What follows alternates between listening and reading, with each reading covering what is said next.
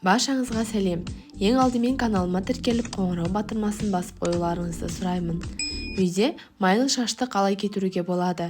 Ең бірінші қадам. Шашыңызды күнде жумаңыз. Күн сайын жуу шашыңыздағы табиғи ылғалдандыратын ингредиенттерді жуады.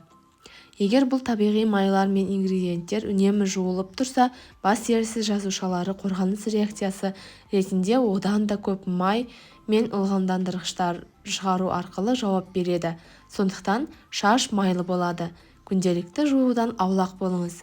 Шашыңызды аптасына 3 реттен көп емес майсыз сусабынмен жуыңыз.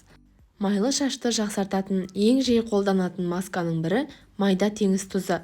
Тұз майды сіңіреді, антисептикалық қасиетке ие және қайызғақты болдырмайды.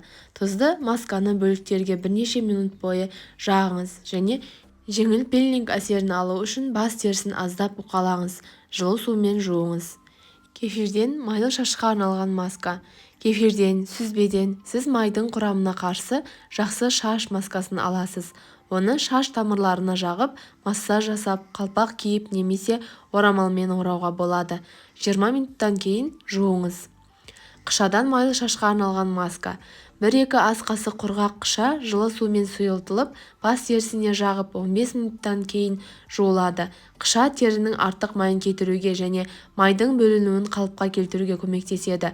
Сонымен қатар, бұл компонент шаштың түсуіне қарсы да қолданылады. Майлы шашқа арналған бал маскасы. Бал қоректік компонент болып табылады. Ол шаш тамырларына шамадан тыс майлылықты тудырмайды. Бұл құрал тамырларға қатайтатын әсер етеді. Шаштың түсуі мен қайызғақты болдырмайды. Жеңіл пилингті қамтамасыз етеді.